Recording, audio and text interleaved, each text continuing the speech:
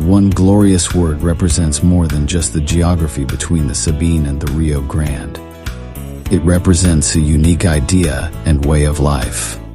A life of rugged individualism, proud self-reliance, gritty toughness, and fierce independence. That is what made Texas, and that is what will save her again. Howdy, folks. Sam Houston here. I want to thank you for tuning into the Feed Bandit podcast.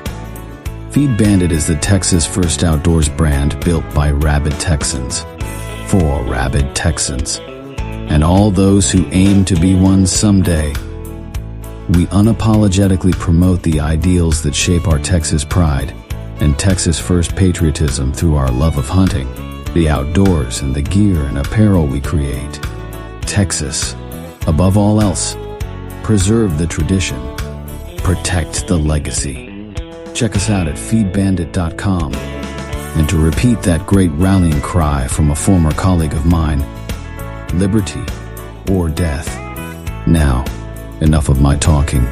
Here are a couple of bandits that love Texas as much as I do. Enjoy.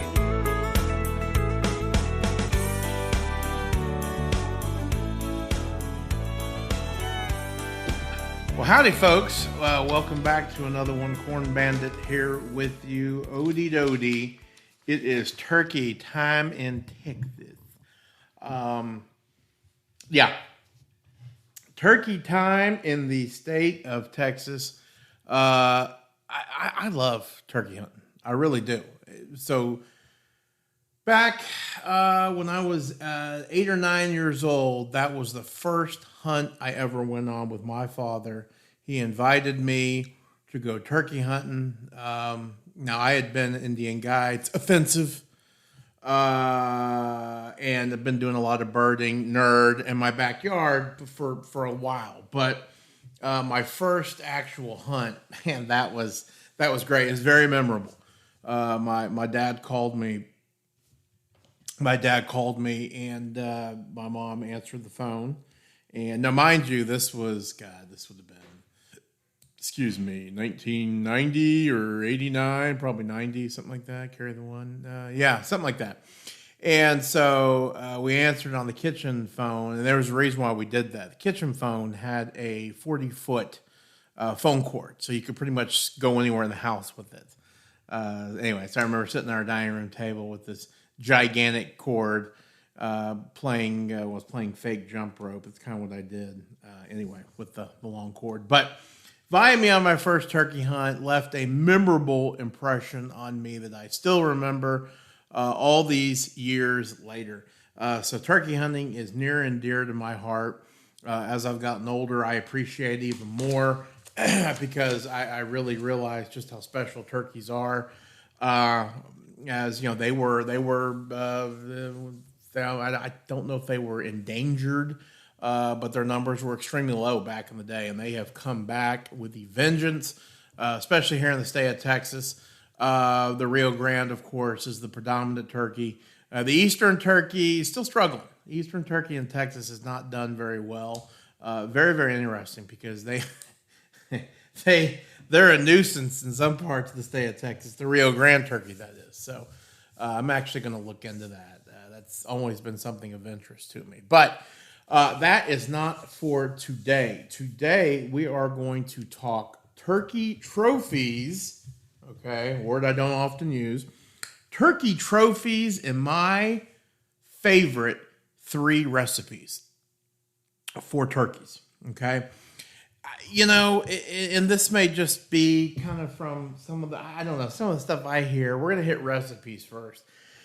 Turkeys get a bad rap sometimes, okay, as far as not tasting good, okay? And I think it's because, I don't think it's because. I know it's because people automatically assume, wrongfully so, okay, that a wild turkey is the same as that big, fluffy, white son of a gun you get at the grocery store during Thanksgiving. And obviously, that cannot be any further from the truth. The butter balls, as they say, are bred larger. Okay, But more importantly, they don't spend their entire life running around, okay? In fact, dare I say, a domesticated turkey probably doesn't run at all. And if it did, it was for food, okay? And they're fed a constant food source, whereas wild turkeys are constantly on the move. And for any of you that have tried to shoot one with a rifle, you will definitely know that to be true because, man, they will not stand still. And they are in there looking for food and they are moving on. That's just what they do. So naturally, eating a wild turkey is kind of like eating a marathon runner. Probably wouldn't be that good, whereas eating a butterball would be like eating meat. Portly, full of meat, okay? So that's a good little comparison there for you. So again, they get a really bad rap, okay? But man, a wild turkey is actually absolutely phenomenal. And truth be told, of course, you know, when it comes to wild birds, from what I've had in the state of Texas, okay, and I know I'm going to get a lot of flack for this, but in the Corn Bandit book, dove are my favorite because I love dark meat. No comments. All right, I love dark meat. So dove, quail, and then turkey, wild turkey, and duck are a third for me. Okay. And again, it just like anything, it's all in how you prepare it. Okay, so with those things in mind, going back to turkey, let's talk about my favorite 3 recipes for wild turkey. Okay, first and foremost, and this might come as a surprise to some people, but I absolutely love turkey leg soup. Okay, turkey leg soup. I've had several different ways, and the way I have always kind of traditionally made it is as so. And we'll actually start from the cleaning process to all the way to the to the final thing. So again, a wild turkey leg is not like eating a butterball leg. Okay, your butterball leg has got the tendons in there, right? You know, but you're able to kind of floss your teeth with them, right, and get lots of big chunks of meat out there. Wild turkeys, that's not going to happen. The fact they really seem to be more tendons than meat, and so hence the reason why you really need a pair of legs, okay, to make one good soup, okay. So we'll start from the whole cleaning process, okay. So simply put, after you apply your tag, of course, to the turkey, get your hands and put it on the inner parts of those thighs of that turkey and smash it down. Okay. Now this really works good if you're on the back of a pickup or a table. Okay, if you want to get dirty, I always do it on the back of a UTV. But again, put your hands on the inside of those turkey thighs and all your weight on it and push down. Okay, and what you'll see is that you've just revealed you've kind of broken that cartilage, if you will, between the leg and really what would be the thigh, or not the thigh because the thigh is in there. The leg thigh piece, yeah, the leg and the thigh to the main carcass. Okay, from that point, all you'll really have to do is kind of wedge the tip of your knife in there and just kind of move it back and forth, and it should just pop right off, okay? But before you do that, it's really easy to just pluck a couple of feathers away, get you a really, really good sharp knife. That's very important with anything you're cleaning, obviously. And go in there and, just make a cut. And again, like what we do with the deer, just grab that skin with those feathers attached and just start cutting away at it, okay? Yeah, you're going to lose skin, okay? And there are some guys that say, well, I really want skin. And we'll actually talk about that. We'll actually talk about that because I've got the trick of making it easy if you really want to pluck a bird. When it comes to the soup and the stuff that I do, I typically do not worry about the skin. Sure, it adds some flavor and all that, but again, I don't have the luxury of time. Okay, so again, after you have done that and you have cut, you've broken you've broken that joint. Okay, again, where the legs and the thighs are attached to the carcass, you've peeled it back, so now you've got the entire thigh and leg exposed. Okay. Second thing to do is, if you want to, absolutely, actually, go get you a pair of loppers or an axe. Tree loppers are phenomenal, especially for deer cleaning. If you don't have them, get you a pair at your camp. Keep them sharp. Get you a pair of loppers and just take those legs off, or take the feet off ASAP. Probably something you can do with the feet. I don't do it. I would love to hear if you got a good idea for it. And then from that point, go ahead and skin the rest of the leg and thigh out. And there you go. You're in great shape, okay? Like with all wild game, I recommend putting it in a bag or a fridge, a fridge covered, for a week or so. Some folks love to put it in a little ice and salt water. That'll take some of the blood out. I don't find wild turkey to be quote unquote gamey, okay? So I don't do that at all, but I will absolutely keep it in the dish in the fridge covered. And again, like with all meat, you dry age something, that is going to make it a little bit more tender. And let me tell you, the legs of a turkey could probably be in there for a year and it still wouldn't be tender. But that's why we're going to do what we're doing here in a second. So from that point on, you do that to the other leg and you're ready to rock and roll. You've got yourself two good leg and thighs from a wild turkey. Obviously, the bigger bird you kill, the better. Jakes aren't going to be as big as gobblers, but either one obviously will work. The next part, kind of the recipe, is pretty straightforward, really. Well, you're kind of making a soup, if you will. Okay, so get those two thighs, or get those two complete legs, put them in a crock pot and let them go all day. Okay, put a little chicken stock in there. If you've got your own stock, whether it be bone broth or whatever it may be, that's perfect. That's exactly what you want. Put it on low, let it go all day, 8, 10, 12, it really doesn't matter, hours, okay? After that, once that's complete, take the top off and get you a good pair of tongs and reach in there and try to gently pull that leg out there, okay? And this is kind of the complicated part, and this is definitely what takes the most time. At this point, that meat should be falling off the bone, okay? You're going to get a lot of tendon in there, all right? So really kind of your job now, and this is the most difficult part of the whole process because it's really hot, is just going to be separating that leg bone and those tendons from your pot. But once you get that done, man, you're really ready to rock and roll. And at that point, you can add your salt, your bay leaves. I will typically do just that. I will add garlic, chopped up carrots and celery and onion. Because that turkey has been in there for as long as it has been, I will typically, even though I like a chunkier soup personally, I will get those diced up a little bit finer so they cook a little faster. My brother-in-law puts noodles in his, like pasta, which I think is fantastic. It is very, very, very good. But, man, that right there is turkey leg soup, and it is absolutely tremendous. And it's a great use of the legs. Okay, again, legs get kind of the crap end of the deal, but I think the legs are phenomenal. Moving on to recipe number 2, and this is my kid's favorite, turkey nuggets. You can't beat it, okay? Naturally, this is going to come from the breast meat. Turkey nuggets are very, very simple. It's kind of the same thing as a chicken fried, okay? And you can certainly do chicken fried turkey as well, okay?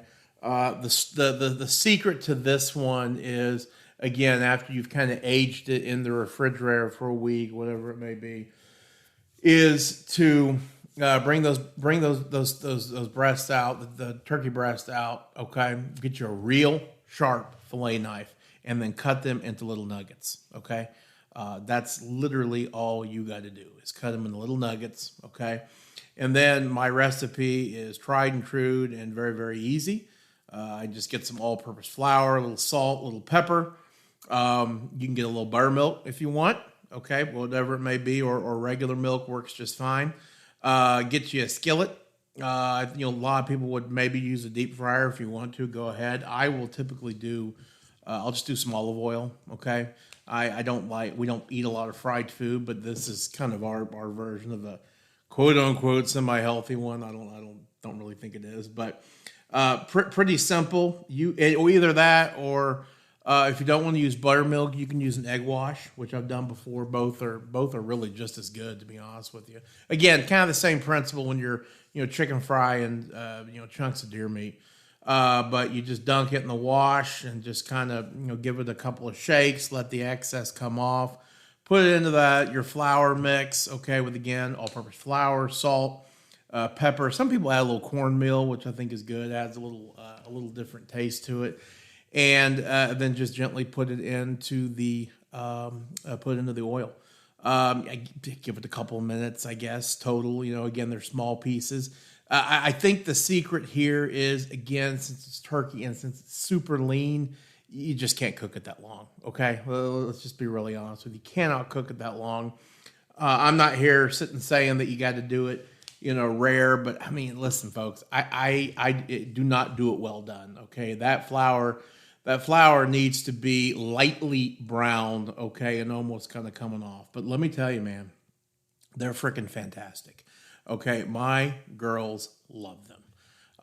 They are just really, really, really, really good. Now, again, you go to warm them up. If you don't finish them all, if you go to warm them up, yeah, they're going to be a little bit tougher. But I think it's important when you're prepping for this particular meal to eat them. You don't want to let them get cold, okay? Because then they will kind of firm up. So again, if you're going to eat them, dive into them relatively quick. So that is my turkey nuggets. Super, super easy. Last one is probably a bit of a surprise to some folks, but I love turkey jerky. Love turkey jerky. We have a dehydrator, old as hell, but it still works.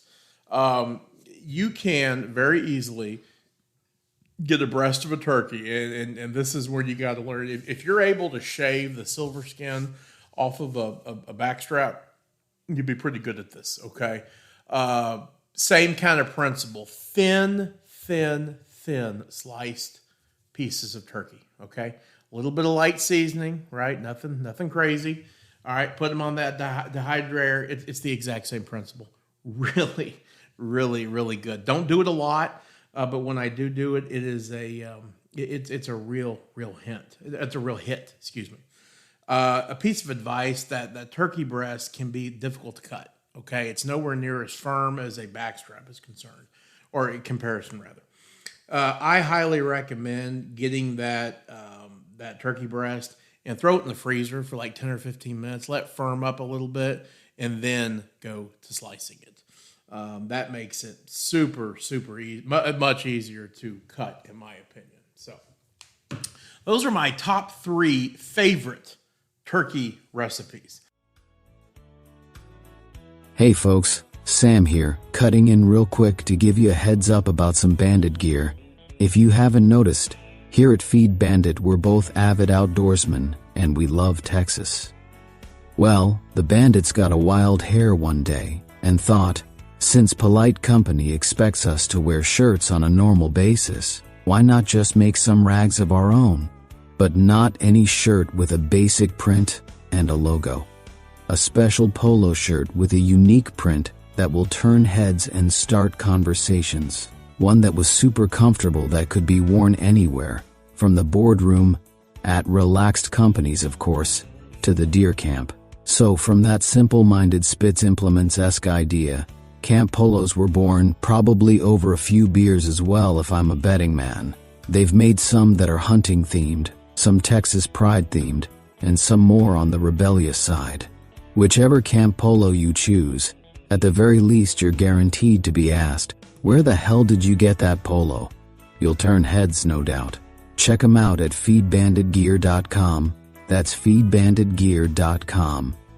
Now back to the bandits. Jumping into turkey trophies really quickly. 2 of my favorite, and there are different variations of these, and they all go on what I like to call a beard board. Okay, and again, you can order them from stores and all that kind of stuff. They're, you can do all kinds of fun stuff. But what I traditionally do, what I've done for years, and we'll post a picture of it on this, is I typically have, when I have a beard, okay, I soak it in salt for about a year in my garage, all right? But before that, I will get the spurs, if they're worth saving, which all the time they are. Get you those pair of loppers I was telling you about for the turkey legs, and cut on either side of the spur, okay? And, of course, that leg bone is hollow, all right? So once you get the tendon and kind of the marrow out of there, I just kind of rinse it off, let it dry, and then I put the spurs, both of them, the spurs and the beard, in salt for, again, like I say, about a year or so on my garage. I pin it to my garage with a thumbtack, excuse me. Yeah, thumbtack. So I know where they are, okay? When it's all said, and I also save the shell, okay? And so what I do is I save the shell, and because I think it's kind of fun. What did I use? I use 20 gauge, use 12 gauge, whatever it may be, right? So what I'll end up doing is I will punch out that primer, and I'll put that in a separate bag, okay? Because that salt will tear it up naturally. And I'll put that alongside of it, okay? So, again, what's the trophy of this whole thing? Well, you've got your beard and you've got your spurs. So what's really kind of neat is you get a piece of leather or twine or whatever it may be, and you put the beard at the end, followed by the spurs, and then the shotgun shell, and you got a complete story right there. Okay, I'm going to ask my co-host, the man who makes all of this possible, to hopefully post this picture so that you all can see it. The last thing that I do is, and I think you'll see this, on my turkey board, I've got 2, 3, 4, 5, 6, 7, 8, 9, 10, 11, 12. I've got probably 15 beards because I got 2 more in the garage. Thankfully, I was able to remember relatively where I had shot all of these birds, so on and so forth. And so what I have done is I have a shotgun shell that I hot glued to the top of my over-enthusiastic turkey board, okay, which we always talk about. And in there, I have a piece of paper that has documented when and where and if anything unique about the turkeys. So I've got literally a little written history of kind of my turkey hunting career since I started doing this. So, again, something fun to do. That was a COVID project, which, again, was fun. I enjoyed doing it. So, anyway, that is kind of some turkey hints, some fun stuff to do with your turkey. Going back to the recipes really quickly. Some guys say, I want to do a turkey butterball style. You absolutely can do it. Again, just don't overdo it, okay? If you're going to do a smoker, okay, don't overdo it, okay? Because it will be hard. It will be sometimes not edible. Use an injector, whatever it may be, to keep that meat good and moist, which I hate that word, but I got to say it here, okay? The other thing you can do, plucking of turkey feathers out of a bird will give you carpal tunnel like you have never experienced in your life. It is a miserable task. So most everybody's got one of those big fryer pots now, whether it's for crawfish or crabs or obviously frying a wild turkey. So with that being said, one of the things I've seen done, I've not done it yet, I want to, is they grab the turkey, but they get some water boiling, okay? And they grab that turkey, wings cut off, I believe is the secret. Wings cut off, okay? And they just start dunking it in that water. Hold it there for, 20 seconds or so, and then lift it back up, okay? And then after that point, that kind of zaps those feathers so you're able to more easily take them off, okay? So that's one of those things you can go onto YouTube and check, but highly recommend looking into that if you want to save the skin, which I'm sure the skin would be incredible.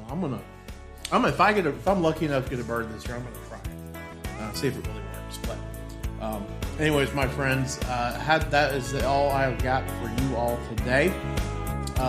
Get out there, get them wild turkeys, and while you're at it, do not forget to support your local feed store. Go Texas, baby.